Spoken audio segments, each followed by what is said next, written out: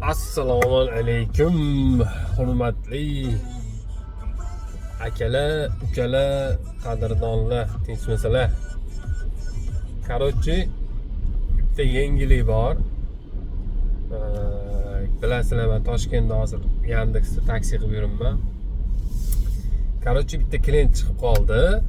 O'sha Qoplonbek nimasida ishlaydigan, chegarasida tamoshada ishlar ekan.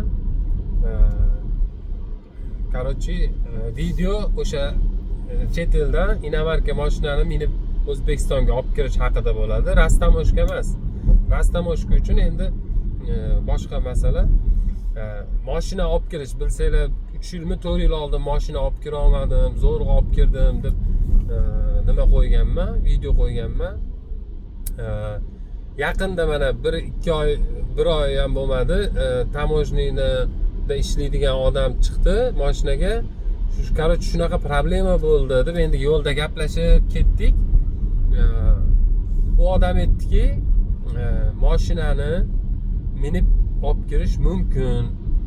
Agar sizga qanaqadir to'sib qo'yib, bo'lmaydi, olib kira olmaysan, uni olib kel, buni olib kel deydigan bo'lsa dedi, 102 ga telefon qiling. Sразу 102 ga telefon qilib, mana shunaqa joyda turibman, chegarada, Qoplonbekda. Shunaqa xodim kirgizish mumkin emas mashinani deyapti. Vaqtinchalikka ham. Atak o'zi qonun bo'yicha vaqtinchalik olib kirish mumkin mashinani.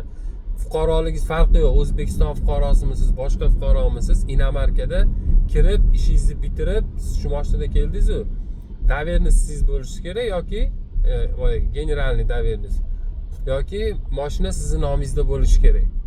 O'shanda bemalol olib kirib, ishingizni bitira olasiz ekan. Bunaqa qonun yo'q ekan.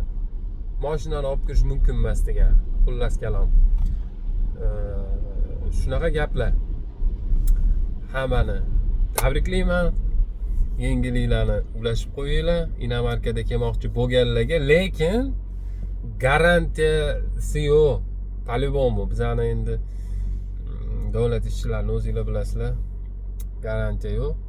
O'shaning uchun уже kelib bo'lgan bo'lsanglar, shu videoni ko'rayotgan bo'lsanglar, 102 ga bir marta telefon qilib vaziyatni tushuntiringlar и boyagi tamojniydagi chegarachiga ham aytinglar, hozir 102 ga telefon qilib 102 ni chaqiraman deb qo'rqitib ko'rish kerak.